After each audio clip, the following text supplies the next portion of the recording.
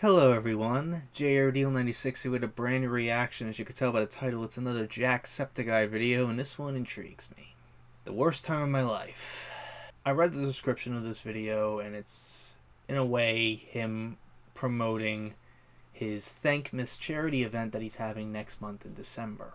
The charity he's, raising money for is, I think, for the Crisis Text Line, if I'm not mistaken. It deals with a lot of mental health, and I know a lot of people go through a lot of mental health issues. And I know for a fact that Sean has dealt with a lot of issues as well. I think the video 15 months is a prime example of what Sean has been through. If you have not seen that video, I recommend you do. It's really telling. But I want to know what he has to say here, so I'm just going to get right into it and see what he has to say here. So without further ado, let's react to this video, shall we? I wanted to come on here and talk a bit more about mental health and specifically some of the struggles that I've gone through in my life as a person, because we have Thankmas coming up on December 6th. I was right about the Crisis Text Line. And that's partly why I'm here, is to try and promote that and sell more tickets and get more people in and raise more awareness for it so we can raise more money for charity. But also, I wanted to open up the conversation about mental health a bit more and share some of the stuff that I've been through. A lot of times people see other people in positions of success and they think that, oh, they must have it all, or they've achieved success, and I'm struggling quite a bit. But I think a lot of people come to me with their stories about their lives because I've talked about the struggles that I've been through in my life. I don't know, maybe encourage other people to kind of talk about their own struggles, not only in the comments of this video, feel free to vent all you want, like other YouTubers and other people of influence and other people who are in these positions where I think talking about mental health can have huge knock-on effects positively for people. I personally gravitate towards people who are able to be vulnerable, who are able to be open and transparent and honest and talk about the stuff they've been through, but not really let it define who they are as people. And I try and live my life that way as well. I've been going to therapy now for the last 2 years very frequently, like at least once a week. And I think it's had a huge influence on me as a person, and trying to view myself differently and trying to go easier on myself, and a lot of the struggles that I've been through as a kid and things like that I didn't realize I had gone through. In 2017, I talked about having the worst year of my life. Oh yeah, and I having remember some that. of the biggest mental health struggles that I've ever had. And I think mainly I started getting my confidence sort of shook because of different things that had happened that year publicly. In like 2014 to 2016, I think that was probably the biggest years of my career in terms of like growth, relevance, people tuning in, the amount of people who were just so enamored with the Jacksepticeye channel and would just do anything to watch it and come home every day from school and watch it so much, or college or work. I didn't come feel like until those are probably the golden 2017 years that year. of probably just gaming on YouTube in general. 2017, I felt like a lot of stuff was starting to shift, and I personally didn't really know what I was doing and where I was going, and I struggled a lot with my identity. I realized that I was doing YouTube so vigorously for so long that I was starting to get a bit burnt out in it, and I needed to take some more breaks for myself. But in taking breaks, you stop the treadmill that you've been on. A lot of people were watching me because they've just done it all the time, and when you kind of put a stop on that, they realize, oh man, I realized that I don't even want to watch this anymore, and they don't really come back after that. Totally fine. That's how humans work. But for me as a person, I didn't really know how to deal with any of that. I didn't know how to take breaks. I didn't know where I fit in the YouTube landscape anymore, and I was pushing myself through a lot of stuff to just do. I was just doing, and I wasn't happy with my life. I was in a relationship that I wasn't happy with that was very bad for my mental health.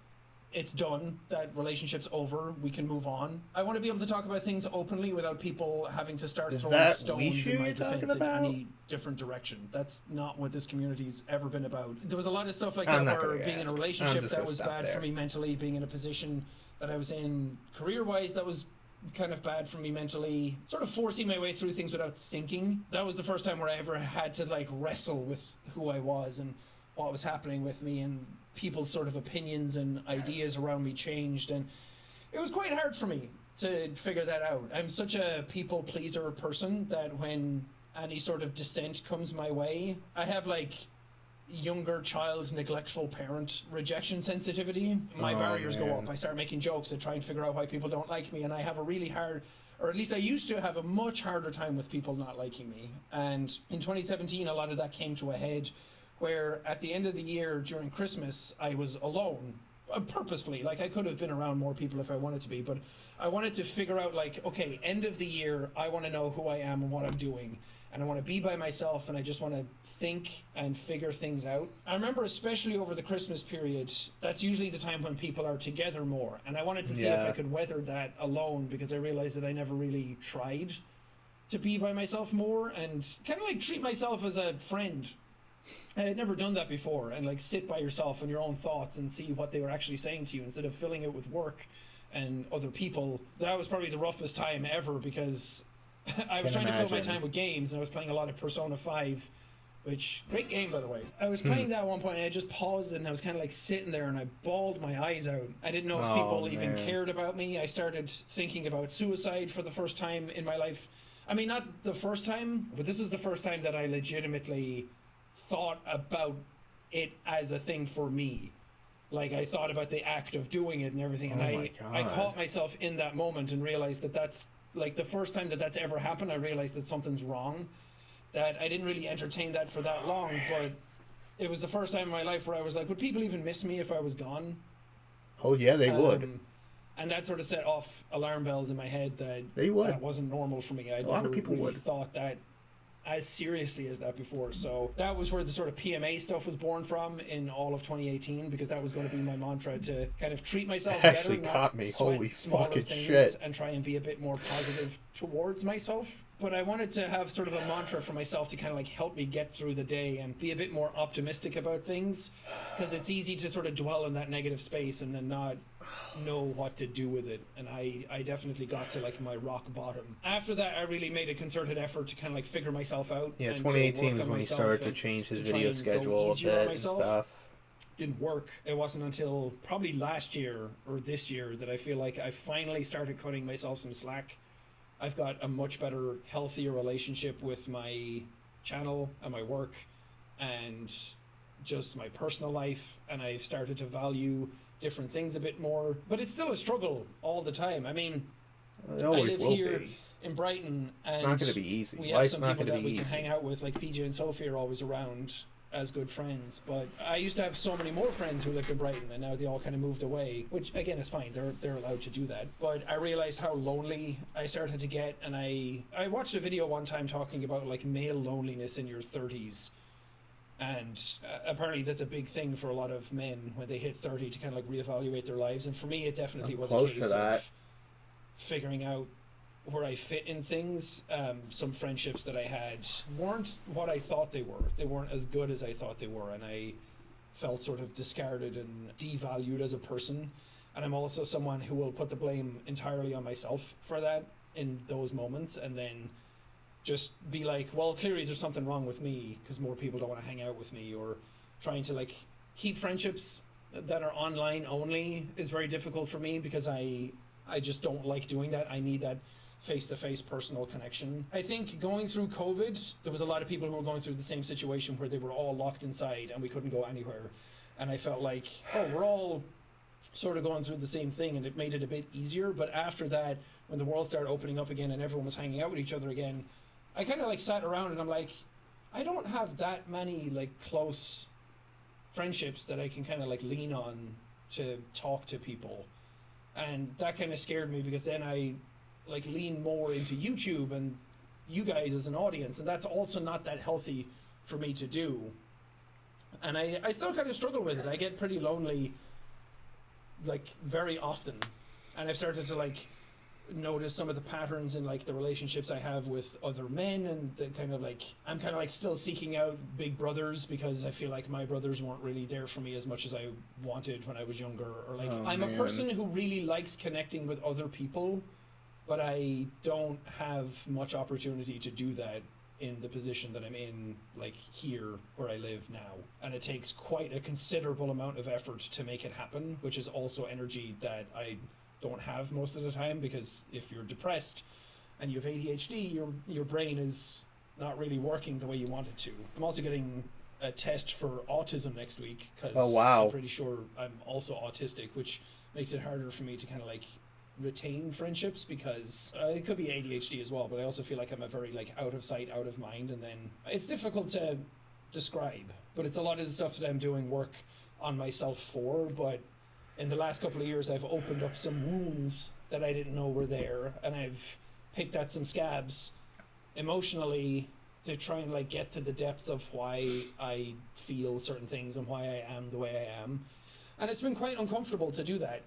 And sometimes I'll leave therapy and I'll just be so drained that I won't be able to do anything for the rest of the day. I left therapy 2 weeks ago, and I was talking about a particularly difficult subject, which again is also difficult for me because sometimes I can't talk about the things publicly because it's hard to open up about it certain involves other things. people that will start turning into something that I don't want it to. And it's very difficult for me to not be able to like be honest and not be truthful and not kind of like speak my mind when I'm kind of like I have to put the safety on or I have to be like dumbed down or muted a bit. I have a difficult time with that. It's also something I'm trying to like learn to deal with. But when I left therapy like 2 weeks ago, I left and I was like, I think that was a good session. We talked about a lot of good stuff, and I just left and met up with Evelyn afterwards, and I just bawled my eyes out. And it was just like such a release that I like said stuff that I didn't really say out loud before. It just felt really healthy to do that. Like you have to go through a lot of the difficult stuff to kind of come out the other side a bit better.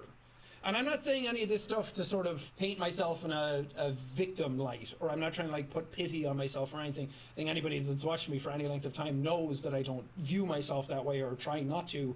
I'm talking about this because I'm trying to be as vulnerable as I can be. Show myself warts, blisters and all. Oh, good Lord. Still have a hard time with myself mentally 24/7. My brain is there. always working, trying to figure out what other people are thinking, overanalyzing other people, overanalyzing myself, picking up everything in my environment all around me all the time. Again, another reason why I'm getting checked for autism. My brain is just so busy all the time that most of the time I have a hard time just getting through the day. As healthy as I'm trying to be and as much better as I am now compared to what I was a few years ago, it's still a struggle, but I've just gotten better at now kind of like knowing my boundaries and my limits, where I can sort of pump the brakes, take some time for myself, and just level out instead of overloading myself. And I'm someone who's in a very fortunate position that I can do that. I can wake up someday and be like, I don't want to work today. Not everybody has that. It's very, very difficult to be someone who has mental health problems and you have to go to a 9-to-5 all the time. I can't imagine how difficult that is for some people. Imagine me having to work night shifts 5 days a week. I got very lucky with YouTube early on and it worked out and I worked hard at it, but let's face it, I've never really worked a 9-to-5 job like most people have, so it's difficult and a lot of people just don't want to hear it. There's probably a ton of people who've watched this video now who are kind of like rolling their eyes or turned it off or don't want to hear about it. No, I want to listen to it. It's a difficult thing because that permeates everybody. Everybody has mental health struggles. Just some people are better at hiding them. Some people don't want to talk about them. Some people think they don't have them and they just push through life. But I feel like in this day and age with everything that's going on, the amount of war that's happening in the world, with the amount of election turmoil that's been happening, it feels very difficult to kind of like get through your day without being anxious these days. I try to like stay away from all that shit just to kind of like... And I'm trying my best.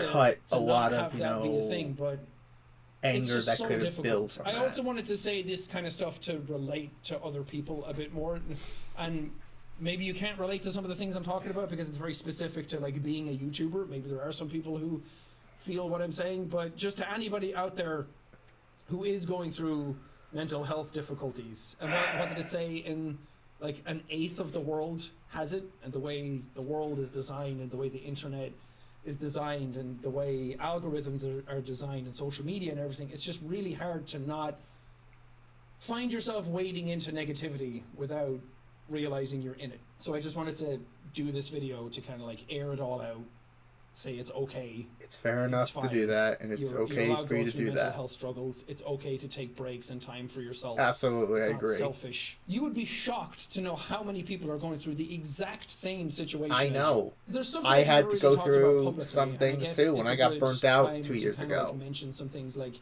being in a household that had alcoholism rampant in it. The talk of suicide, the act of suicide, has been around in my family and my town and people I've known. Not only that, but having people in my family point guns at each other and say that they're going to kill someone and then take their own life. Oh my God. That I thought was so specific to me, and talking about it at therapy Oh, and kind of like opening up a bit more about these kinds of things, you realize that I want to give you a it may fucking be hug. a bit more unique, but Fuck other people you. have gone through very, God very similar damn. things in their lives, and it feels good, at least to me, knowing that you're not alone, that you're not broken, that there's something not inherently completely wrong with you that other people will never understand, because they will. There's tons and tons and tons of people, unfortunately, who are going through other stuff as well, but who can understand what you're going through.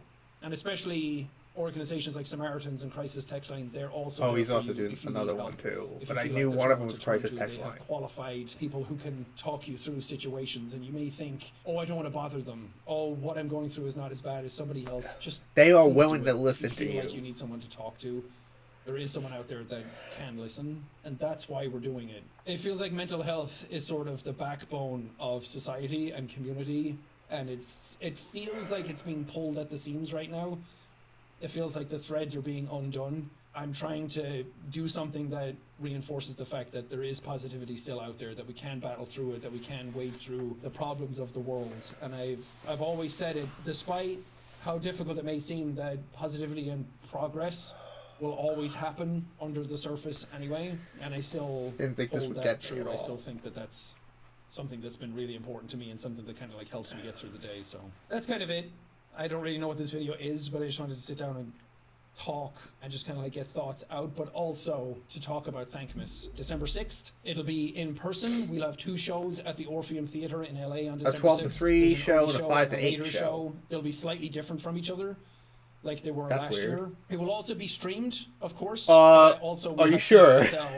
Because I remember the glitches in the beginning. At the show in person, because I'm trying to reinforce. I do remember that last idea of year's. community It and wasn't coming together and being in the same well place as maintained one in the another. beginning. There was like a lot of seeing each other face issues to face and and a lot not of just buffering and dealing with issues each other and on the shit. internet all the time, I think is a really big They thing had to fix it. for this current climate that we're in. And I care very, very deeply about mental health, and I always have.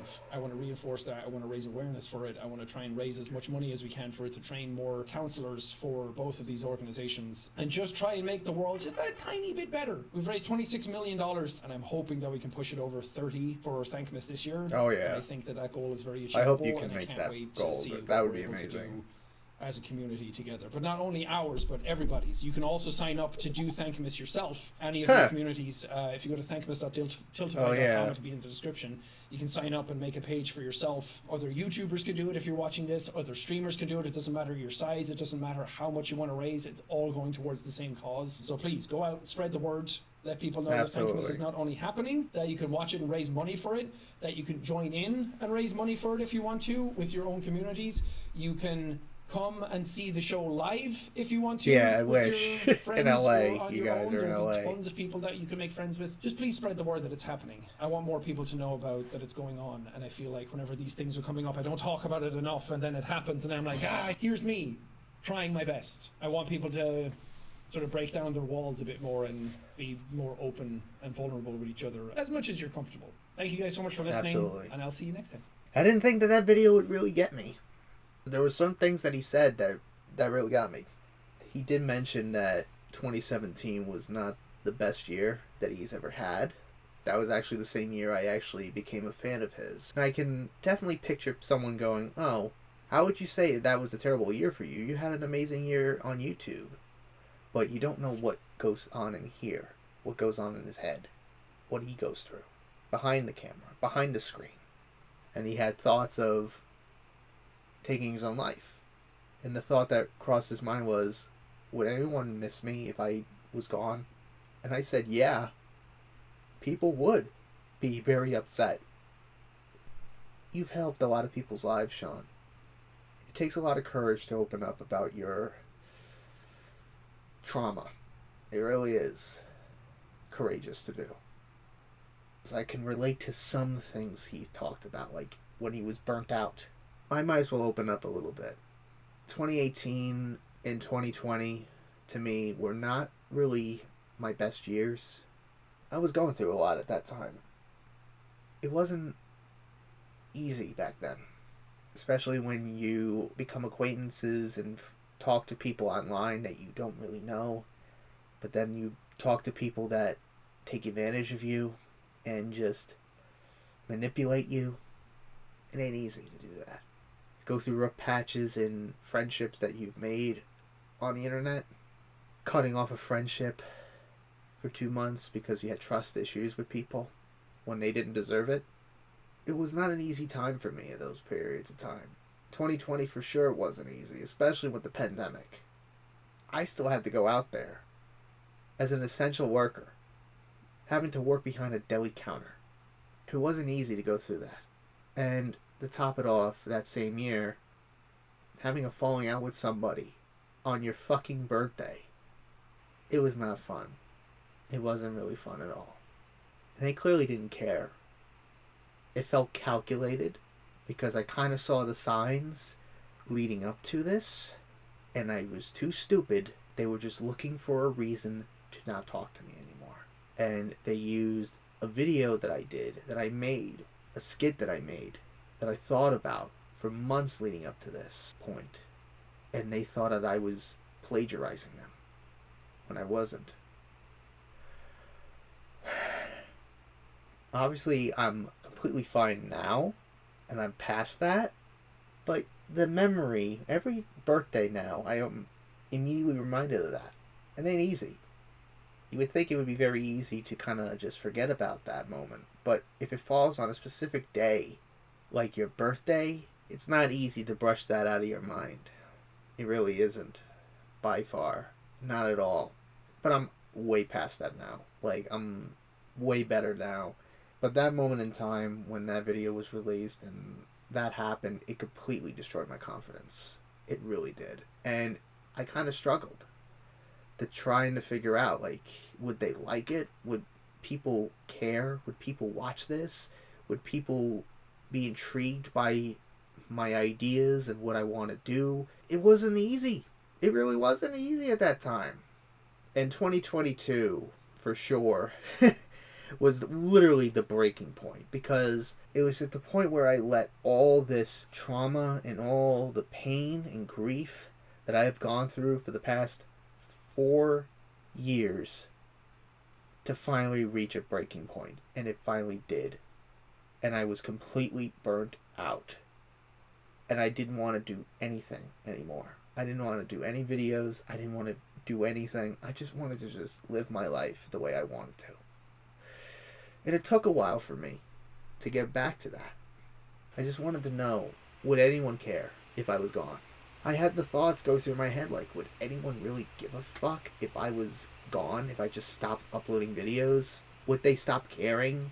But I was clearly proven wrong by the fact that people reached out to me saying, hey, I hope you're doing well. We miss you. Hope you're doing well. Like, I got a lot of those messages, and it was very heartwarming to me. Like, seeing that, I was like, holy shit, they fucking care about me. It really brought tears to my eyes. It really, really did. Because I didn't really think anybody outside of my family would care. I'm just a normal fucking guy trying to have fun with myself and just have an escape from the world and stuff. I just want to be happy. And this makes me happy. Hope Sean is doing well. Sorry if I made you cry. I didn't expect myself to cry here from watching what he had to talk about. But anyways, I hope you guys enjoyed today's reaction. If you did, hit the like button, subscribe, share this video with your friends. Be sure to ring that bell to be part of the notification squad. Be sure to check out my Instagram because I'm going to collect some Markiplier, Jacksepticeye, even myself. I also actors and cosplays on there, so go check it out. Be sure to check out my Tumblr, my Discord in the description as well. So until next time, JRDL96 signing out. I will see you guys in the next video. Peace.